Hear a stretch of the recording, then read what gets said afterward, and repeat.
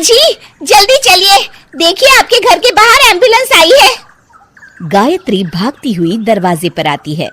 तभी उसकी बहू चांदनी को एम्बुलेंस से बाहर लाया जाता है। हे भगवान, ये मेरी बहू को क्या हो गया? एक्सीडेंट हो गया माँ जी। अरे लेकिन ये कैसा एक्सीडेंट है? चोट तो कहीं नजर नहीं आ रही।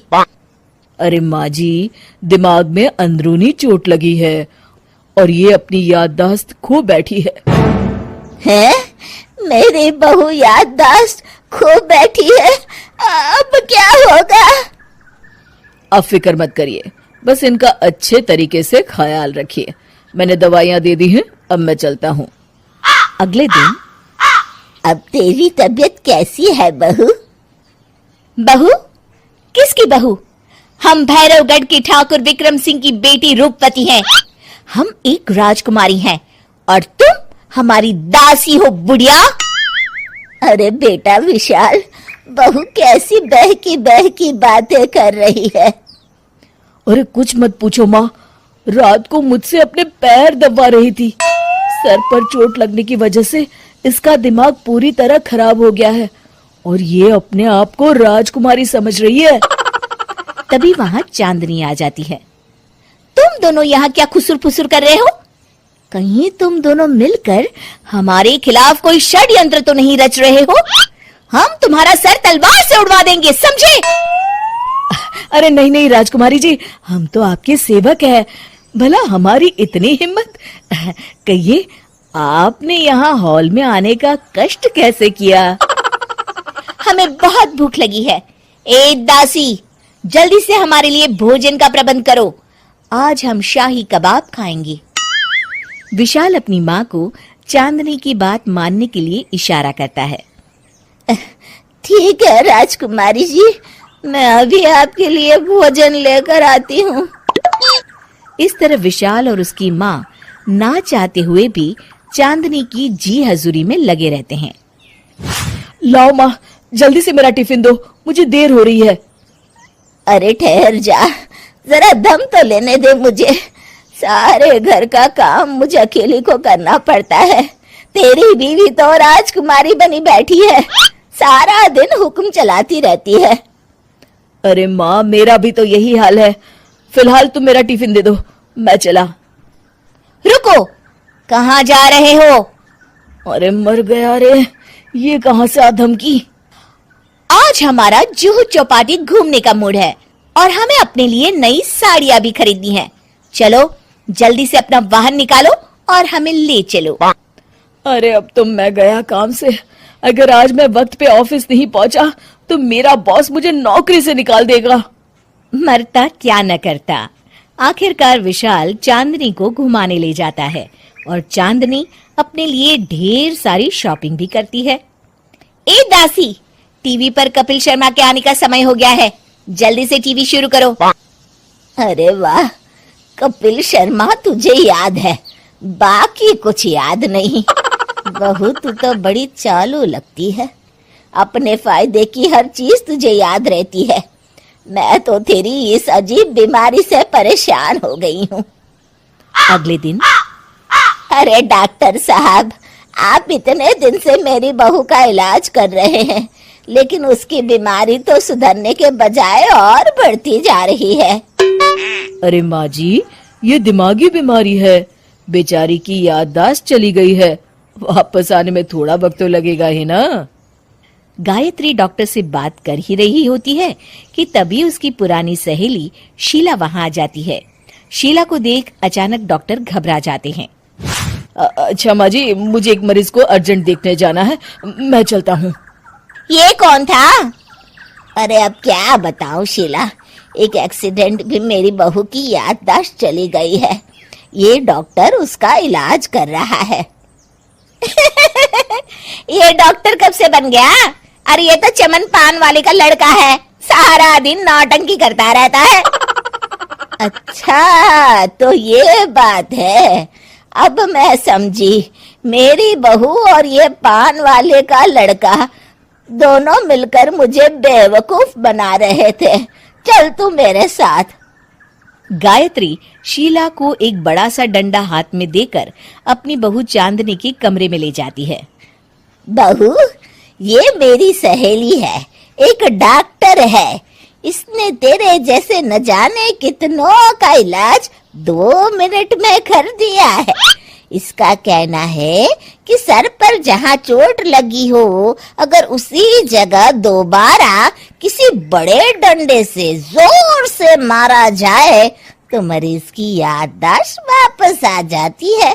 देख, हम डंडा भी लाए हैं। अपनी सास की बातें सुनकर और हाथ में बड़ा डंडा देख चांदनी घबरा जाती है। अरे बाप रे, मैं तो फंस गई। इस डंडे की एक बार की वार से ही मैं तो चारों खाने चित हो जाऊंगी। अब क्या करूं, क्या करूं, क्या करूं? लेकिन गायत्री, डंडा सर पर ठीक उसी जगह लगना चाहिए जहाँ चोट लगी है। अरे तू चिंता मत कर, 2-4 बार मारूंगी तो एक बार तो सही जगह लग ही जाएगा ना। चल बहू, तैयार हो जा। अरे नहीं नहीं माँ जी, मुझे मत मारिए। दरअसल घर के काम करने से बचने के लिए मैंने ये सब नाटक किया था। मुझे माफ कर दीजिए, मैं कान पकड़ती हूँ। दोबारा ऐसी गलती कभी नहीं करूंगी।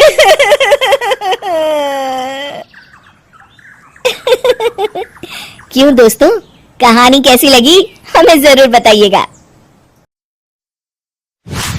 राजेश अपनी भाभी नीलम का लाडला था। नीलम भी राजेश को अपने बेटी की तरह प्यार करती थी। राजेश, लखनऊ वाले मामा जी ने तुम्हारे लिए एक बहुत अच्छा रिश्ता बताया है। लड़की बहुत अच्छी है, अब तुम शादी कर लो। अरे नहीं भाभी, शादी तो बर्बादी है। भला तुम्हारे हाथों के खाने में जो स्वाद है वो किसी और के हाथों में कहाँ। मुझे अभी शादी नहीं करनी भाभी। राजेश की ना नुकुर करने के बावजूद घर वाले उसकी शादी करवा देते हैं, लेकिन फिर भी राजेश अपनी भाभी का पल्लू नहीं छोड़ता। वो अपनी पत्नी को बिल्कुल तवज्जो नहीं देता था। उसके लिए उसकी पत्नी सुधा का होना ना होना बराबर था। अरे राजेश, तुम अकेले बाहर जा रहे हो, सुधा को भी लेते जाओ। अरे क्या भाभी, हफ्ते में 1 दिन तो छुट्टी मिलती है और आप वो भी खराब करना चाहती हैं। सुधा बाहर जाके क्या करेगी, वो घर में ही ठीक है। वैसे मुझे देर हो रही है भाभी, चलता हूँ मैं। राजेश की इस बेरुखी से सुधा हमेशा उदास रहती थी। फिर एक दिन नीलम इस विषय को लेकर अपने पति से चर्चा करती है। सुनिए जी, राजेश को कब अकल आएगी? वो तो सुधा की बिल्कुल कदर ही नहीं करता। अब आप ही बताइए, ऐसे कैसे चलेगा? तुम ठीक कहती हो, राजेश को सही रास्ते पर लाना ही पड़ेगा। चलो, मैं तुम्हें एक उपाय बताता हूँ। फिर 2 दिन के बाद नीलम बाजार से खरीदारी करके घर लौटती है। ये लीजिए माँ जी, मैं आपके लिए नई साड़ी लेकर आई हूँ। बबलू, ये तुम्हारे लिए।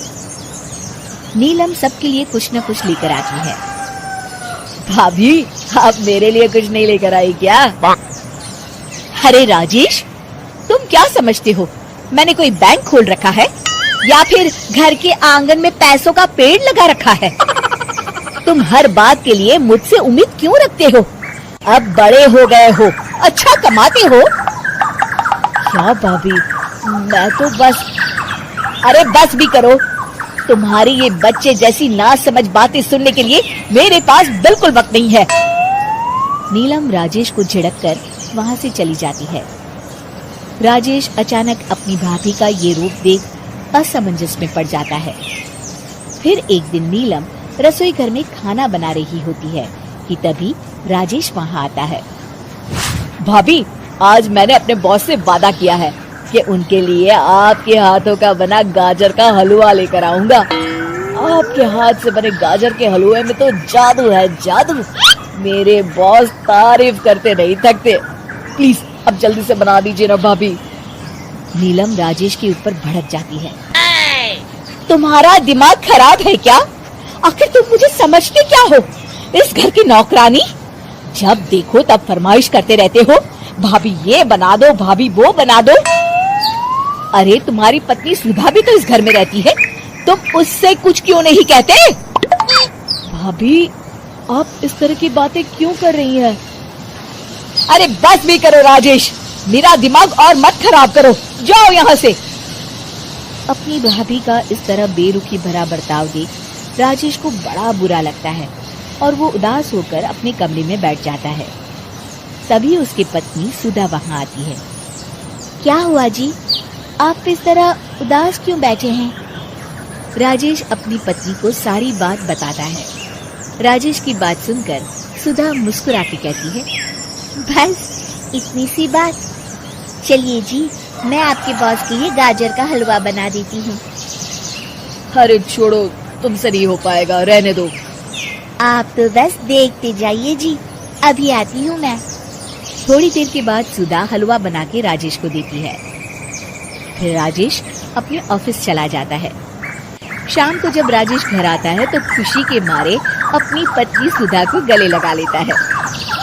अरे वाह सुधा, तुमने तो कमाल कर दिया। सच में क्या स्वादिष्ट हलवा था। मेरे बॉस बहुत तारीफ कर रहे थे और इस हफ्ते घर आ रहे हैं तुम्हारे हाथों का खाना खाने। और इतना ही नहीं, उन्होंने मेरा प्रमोशन भी कर दिया है। सच? हाँ, मुझे माफ कर दो सुधा, आज तक मैं तुमसे गैरों की तरफ पेश आता रहा। अरे ये कैसी बातें कर रहे हैं जी, मैं तो आपकी पत्नी हूँ। धीरे धीरे राजेश अपनी पत्नी के साथ पूरी तरह घुल मिल जाता है और अपना ज्यादातर समय सुधा के साथ बिताने लगता है और उसकी हर छोटी मोटी जरूरतों का ख्याल भी रखता है। ये देख राजेश के भैया और भाभी बहुत खुश होते हैं। फिर एक दिन राजेश और सुधा बाहर से घूम कर आते हैं। राजेश, सुधा के प्रति तुम अपनी जिम्मेदारी समझो, इसीलिए मैंने तुम्हारे साथ ऐसा बर्ताव किया था। अगर तुम्हें मेरी किसी बात का बुरा लगा हो तो मुझे माफ कर देना। अरे अरे भाभी, ये क्या कह रही हैं? मैं जानता हूँ आप तो मेरे लिए हमेशा अच्छा ही सोचोगी। आखिर आप वर्ल्ड की बेस्ट भाभी जो है। इसे कहते हैं अंत भला तो सब भला।